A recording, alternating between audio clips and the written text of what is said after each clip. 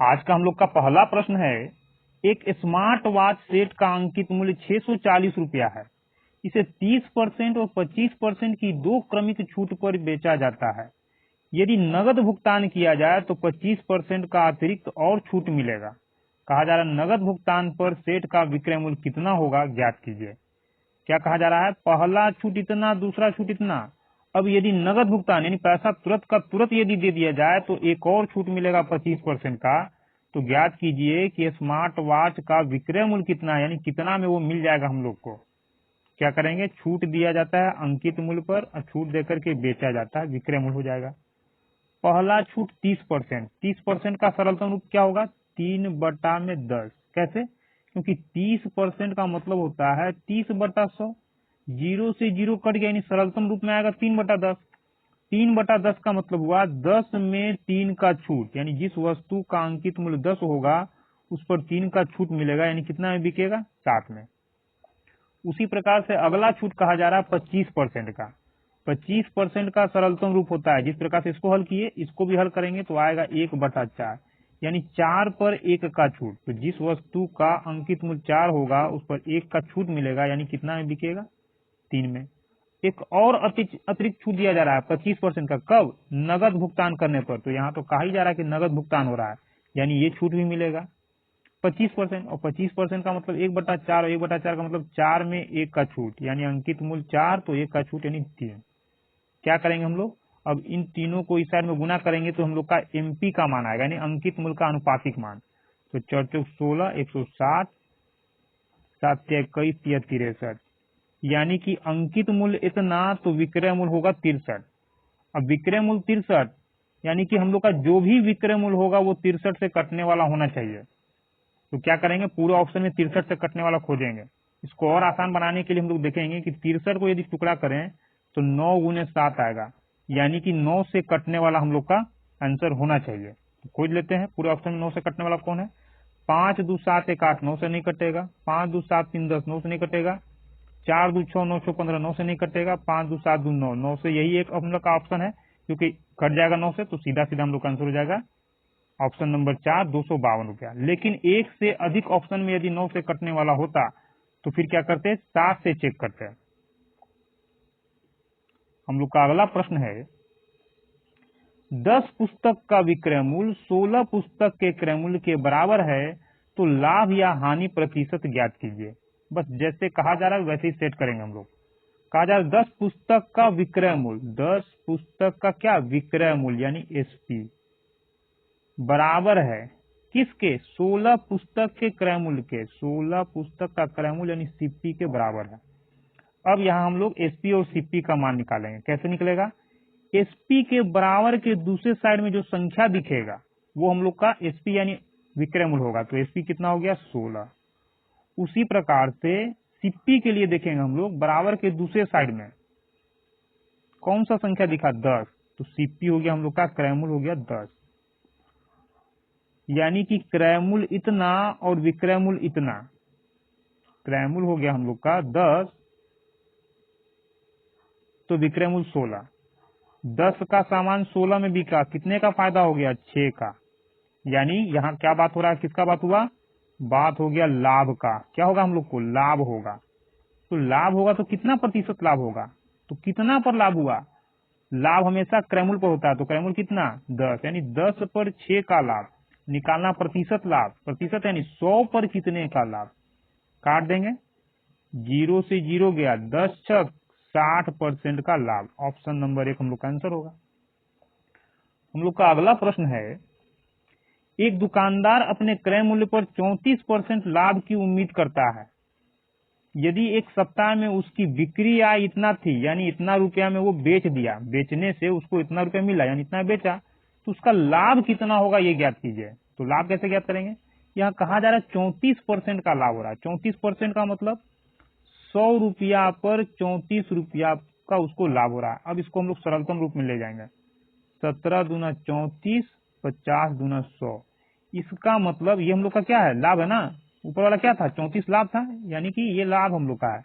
तो लाभ का अनुपातिक मान कितना आया, 17। तो हम लोग का जो भी लाभ होगा वो 17 से कटने वाला होना चाहिए। पूरे ऑप्शन में हम लोग 17 से कटने वाला खोजेंगे। 17 पचे 85, 17 से नहीं कटेगा, 17 पचे 85, 15 बचेगा नहीं कटेगा, 17 पचे 85, 14 बचेगा नहीं कटेगा, 17 पचे 85, 17 एकम 17, 17 से हम लोग का ऑप्शन नंबर सिर्फ 4 ही कट रहा है, तो सीधा सीधा हम लोग का आंसर हो जाएगा लाभ कितना था 867 रुपया। हम लोग का अगला प्रश्न है, किसी वस्तु को इतना रुपए में बेचने पर अर्जित लाभ उसी वस्तु को इतना रुपए में बेचने पर होने वाले हानि प्रतिशत के बराबर है। यानी कि किसी वस्तु को यदि इतना में बेचा जाता है तो जितना हानि होगा उतना ही इस वस्तु को इतना में बेचने पर लाभ होगा, यानी जितना हानि होगा इतना में बेचने पर उतना ही लाभ होगा इतना में बेचने पर। तो कहा जा रहा है कि उसी वस्तु को यदि 25% लाभ पर बेचा जाएगा तो उसका विक्रय मूल्य कितना होगा ज्ञात कीजिए। कहा जा रहा है ना कितना में बेचना होगा 25% लाभ के लिए, यानी विक्रय मूल्य कितना होगा। तो यहाँ हम लोग डायरेक्ट इसको निकाल सकते हैं। 25% लाभ का मतलब कितना में बेचना होगा हम लोग को कोई सामान। 25% लाभ का मतलब हुआ कि यदि किसी वस्तु का दाम 100 रुपया है तो उसको बेचना होगा कितने में, 25 बढ़ा कर यानी 125 में।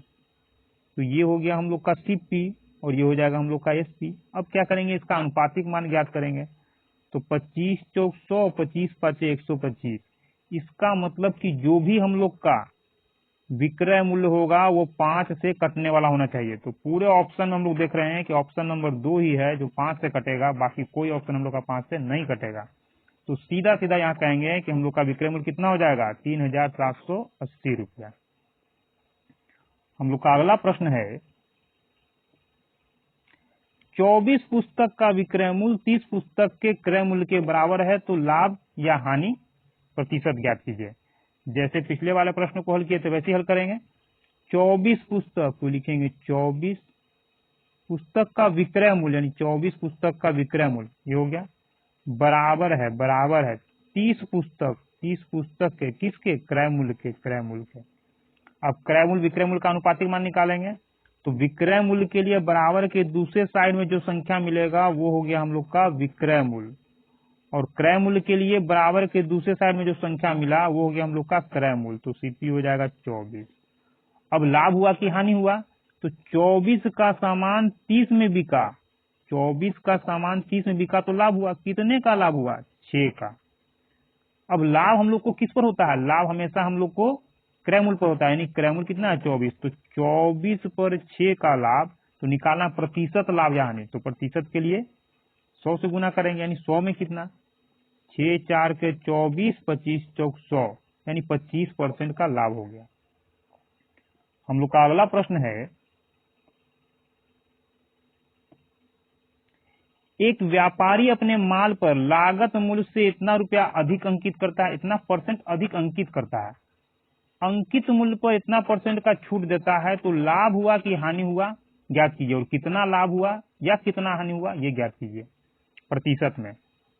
तो सीपी एमपी एसपी क्या कहा जा रहा है, लागत मूल्य से, लागत मूल्य हम लोग का क्रय मूल्य होता है, अंकित करता है, अंकित ये हो गया बेचेगा इतना में, 65% अधिक अंकित करता है। तो 65% का सरलतम रूप क्या होगा 13 पचे 65, 20 पचे 100, इतना अधिक अंकित किया लागत मूल्य से, 20 पर 13 अधिक अंकित करेगा तो 20 क्या होगा हम लोग का लागत मूल्य, यानी लागत मूल्य इतना तो अंकित मूल्य कितना 13 अधिक, तो 13 जोड़ देंगे 33। अब क्या कहा जा रहा है, अंकित मूल्य पर इतना परसेंट का छूट देगा, इतना परसेंट का छूट देगा। तो छूट किसको दिया जाता है अंकित मूल्य पर, यानी अंकित मूल्य यदि हम लोग का 100 हो तो इतना का छूट दे करके कितना में बिकेगा 41 में बिक जाएगा, 9 1 10 55 1 10। अब यहाँ हम लोग देख रहे हैं कि अंकित मूल्य यहाँ 33 है और यहाँ 100 है, जबकि एक ही वस्तु का दोनों अंकित मूल्य है, तो दोनों जगह संख्या सेम होना चाहिए। तो क्या करेंगे, इस 100 का गुना यहाँ कर देंगे, जिसके वजह से 100 से यहाँ भी गुना हो जाएगा, और इस 33 का गुना यहाँ करेंगे, तो जिसकी वजह से 33 से यहाँ भी हम लोग को गुना करना पड़ेगा। अब मतलब किससे है, तो कहा जा रहा है लाभ या हानि ज्ञात कीजिए। तो लाभ या हानि कैसे निकालते हैं हम लोग, क्रय मूल्य और विक्रय मूल्य, विक्रय मूल्य में से क्रय मूल्य जाता है तभी लाभ या हानि का पता चलता है। यदि हम लोग का विक्रय मूल्य ज्यादा होगा क्रय मूल्य से तो लाभ होगा, कम होगा तो हानि होगा, यानी कि लाभ या हानि के लिए क्रय मूल्य और विक्रय मूल्य का जानकारी होना चाहिए। तो हम लोग इसी दोनों को लेकर के चलेंगे। तो ये हो जाएगा हम लोग का कितना 2000, और ये कितना हो जाएगा गुना करेंगे तो 3 4 1 5 या 15 का 5 में 1, 4 6 12 1 13। 2000 का सामान 1353 में बिका तो लाभ हुआ कि हानि? तो खरीदा गया था इतना में, बिका इतना में, इसका मतलब हानि हुआ। तो कितना का हानि हुआ निकाल लेंगे, 2000 में से इसको घटा लेंगे। तो 7 3 10 शून्य हाथ में 1, 5 1 6 4 10 शून्य हाथ में 1, 3 1 4 6 10 बटा में कितना पर हानि हुआ? 2000 पर। क्रय मूल्य पर हमेशा हम लोग का लाभ या हानि होता है, तो बटा में कर देंगे क्रय मूल्य। निकालना क्या है? प्रतिशत लाभ या हानि। तो प्रतिशत के लिए इंटू करेंगे 100, काट देंगे 00 से 00। अब इसको हम लोग भाग देते हैं पहले 2 से, तो 2 से भाग देंगे तो 2 तिया 6, 2 दूना 4, 2 तिया 6, 2 5 10, यानी 2 से भाग देंगे तो हम लोग का भागफल इतना आएगा। लेकिन ये एक्चुअली में 2 था नहीं, कितना था? 20 था, यानी एक और 0 है। तो फिर इसको 10 से यदि भाग देंगे, क्योंकि 2 से तो भाग चला गया, 2 से भाग गया तो एक आगे हम लोग का 32। 2 से भाग देंगे तो 3 2 3 दशमलव इतना आया, लेकिन नीचे 10 बचा हुआ था, एक 10 से भाग देंगे तो यहाँ क्या हो जाएगा? ये पॉइंट हम लोग का खत्म हो जाएगा और यही पॉइंट उठ करके हम लोग का आ जाएगा यहाँ में, और ये 10 खत्म हो जाएगा, भाग देंगे तो यानी कि 32.35 हम लोग का इतना परसेंट का हानि होगा। ऑप्शन नंबर ये 3। हम लोग का अगला प्रश्न है, एक टच स्क्रीन टैबलेट का अंकित मूल्य इतना रुपया है, 20% और 25% की 2 क्रमिक छूट पर बेचा जाता है। कहा जा रहा है नगद भुगतान किया जाए तो 19% का एक और छूट मिलेगा, तो नगद भुगतान पर टच स्क्रीन टैबलेट का विक्रय मूल्य कितना होगा? इस तरह का प्रश्न हम लोग बना चुके हैं, वैसे ही बनाएंगे। 3 प्रकार का छूट दिया जा रहा है, हम लोग 3 बार इसको सक्सेसिव में लिखेंगे। लेकिन छूट किस पर दिया जाता है? अंकित मूल्य पर। छूट देकर के क्या किया जाता है? बेच दिया जाता है। पहला छूट 20%, 20% का सरलतम रूप 20 5 100, यानी 5 पर 1 का छूट, यानी अंकित मूल्य यदि 5 तो 1 का छूट मिलेगा, 4 में बिकेगा।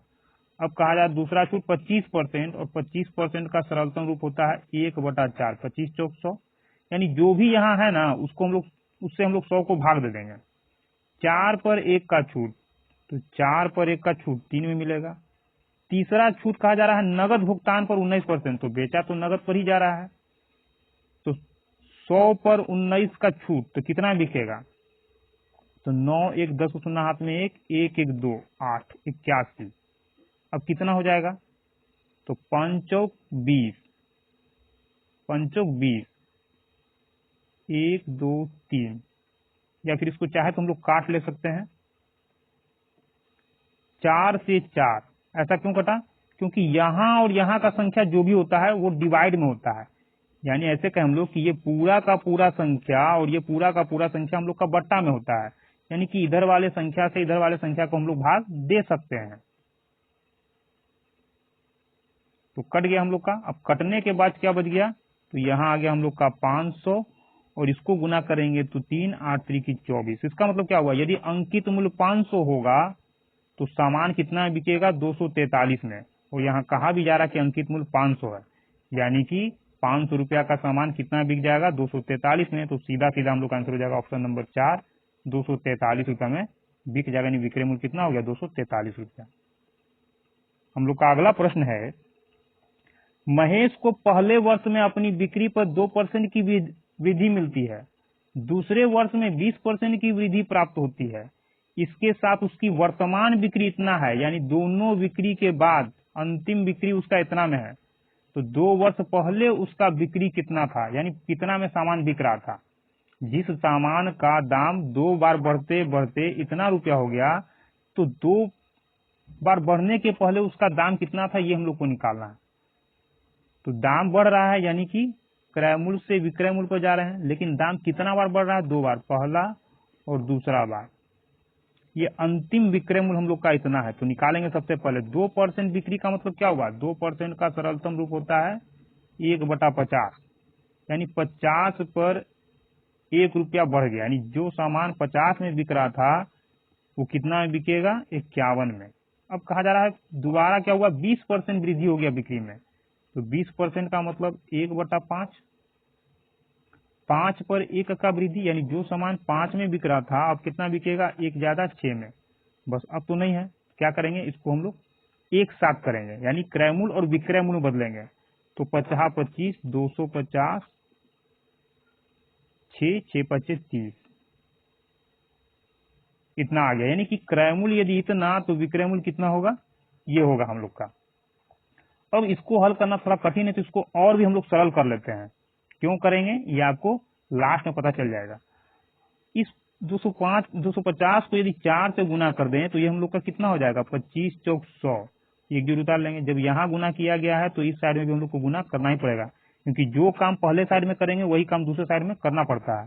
तो 6 4 के 24, 4 3 12। यानी अब कह सकते हैं हम लोग कि यदि क्रय मूल्य इतना तो विक्रय मूल्य इतना। निकालना क्या है, कहा जा रहा है कि यदि विक्रय मूल्य इतना तब पहले का क्रय मूल्य कितना था। यानी अभी विक्रय मूल्य इतना है जिस वस्तु का, उस वस्तु का 2 बार रेट बढ़ने के पहले कितना रेट था। तो हम लोग का अनुपात में कितना रेट है, 1000। यानी 1000 अनुपात इतना। मान किसका दिया गया है, इसका दिया गया है, मान इसका दिया गया है। तो क्या करेंगे हम लोग,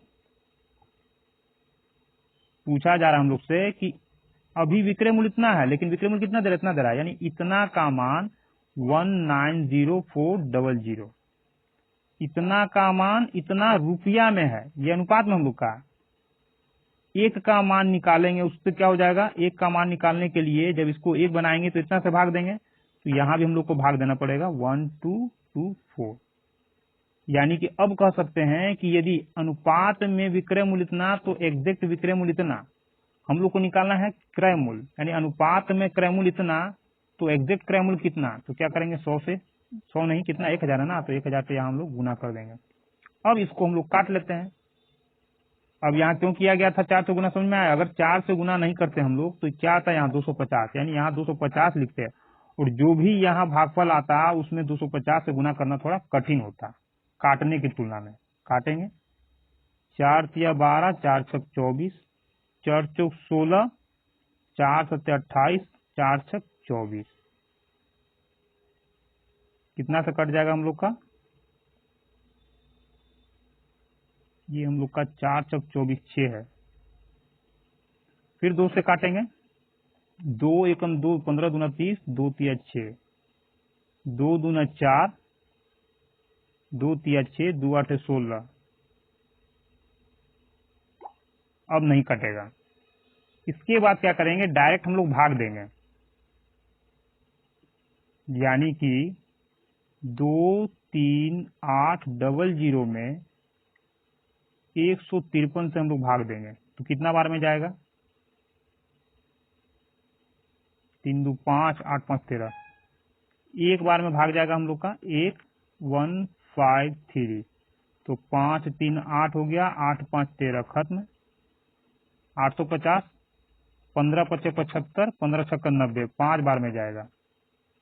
तो 3 5 15 के 5 हाथ में 1, 15 पच्चे 75, 1 76, कितना आ जाएगा 5, यहाँ 50 14, 8 6 14 खत्म। कितना बार में जाएगा हम लोग का, फिर 15 पच्चे 75, यानी 155 के करीब में हम लोग का आ रहा है, आगे बढ़ते जाएगा। तो यहाँ देख रहे हैं 158 है, यहाँ 135 है, यहाँ 186 है, तो 155 एक ही ऑप्शन में मिल रहा है। तो आगे हम लोग भाग ना देकर के सीधा सीधा कहेंगे हम लोग का आंसर ऑप्शन नंबर 2 हो जाएगा। हम लोग का अगला प्रश्न है, 2019 में अमित की आय 22,000 रुपया थी, उसकी आय हर साल 20% बढ़ रही है, यानी आय में वृद्धि हो रहा है। तो कहा जा रहा है 2021 में उसकी आय कितनी हो जाएगी। तो पहले वाला और बाद वाला आय का बात हो रहा, पहले का आय और बाद का आय कितना बार बढ़ रहा है। तो 19 से 21 कितना बार बढ़ेगा, 3 बार बढ़ेगा। तो क्या करेंगे हम लोग, इसी वृद्धि को 3 बार सक्सेसिव में यूज करेंगे। और 20% वृद्धि का मतलब क्या होगा, 20% का मतलब होता है 20 5 100, यानी 5 में 1 का वृद्धि। यानी पहले यदि आय 1 होगा तो कितना बढ़ जाएगा, बढ़ करके 1 बढ़ेगा तो 6 हो जाएगा। और इसी प्रकार से कितना बार बढ़ेगा, तो 19 से 21 यानी 3, तो 3 बार बढ़ेगा। तो इसी चीज को 3 बार लिखेंगे, 5 6 5 6, गुना करेंगे 50 25 5 125, 6 छक 36 छक 216। यानी कि यदि हम लोग का आय अभी इतना है तो बढ़ा हुआ आय कितना हो जाएगा, 216 का अनुपात में। 216 का अनुपात का मतलब जो भी हम लोग का नया आय होगा वो 216 से कटने वाला होगा, या 216 का गुणज होगा, कहने का मतलब ये है। अब कैसे चेक करेंगे? तो 2 से कटने वाला 216 से कटने वाला होगा तो क्या 216 से भाग देंगे? नहीं, देखेंगे 216 हम लोग का किससे कट रहा है, तो 6 2 8 1 9, 216 हम लोग का 9 से कट जाएगा, यानी कि जो भी हम लोग का बढ़ा हुआ आय होगा वो भी 9 से कटने वाला होना चाहिए। तो 3 1 4 6 4 10 8 18, ये 9 से कटेगा तो ये हम लोग का हो जाएगा। लेकिन कंफर्म नहीं बोल सकते हम लोग, कंफर्म इसलिए क्योंकि यदि एक से अधिक ऑप्शन हम लोग का 9 से कटने वाला हुआ तब इसको हम लोग डिटेल में जाकर के बनाएंगे, और बनाना ही पड़ेगा। तो 2 2 4 9 से ये भी नहीं कटेगा, 8 3 11 9 से नहीं कटेगा, 6 4 10 दोबारा 9 से नहीं कटेगा, यानी 9 से कटने वाला एक ही ऑप्शन था, ऑप्शन नंबर 1। तो सीधा सीधा हम लोग का हो जाएगा कि 2021 में उसका बढ़ा हुआ आय जो है इतना हो जाएगा। यदि एक से अधिक ऑप्शन में होता तो क्या करते? यदि एक से अधिक ऑप्शन में होता तब इस प्रकार से हम लोग निकालते हैं कि हम लोग का जो आय आया बढ़ा हुआ कितना आया 216, लेकिन निकालना क्या हम लोग को कि 216 का मान क्या होगा, दिया क्या गया है, पहले का आय इतना था, हम लोग का पहले का आय कितना है 125, यानी कह सकते हैं कि 125 का एग्जैक्ट मान 22,000 रुपया है। पहले का आय हम लोग का अनुपात में इतना आया और पहले का आय ये दे रहा है, तो यही ना हुआ कि 125 का एग्जैक्ट मान ये है, तो 216 का एग्जैक्ट मान क्या होगा, तो 216 से क्या करते, यहाँ गुना करके काट लेते, जो भी आएगा हम लोग का इतना मान आ जाएगा। यानी कि एक से अधिक ऑप्शन में यदि 9 से कटने वाला होता तब उसको हम लोग इस प्रकार से हल कर लेते और यहाँ जो आता वही हम लोग का फाइनल आंसर यहाँ मिल जाता।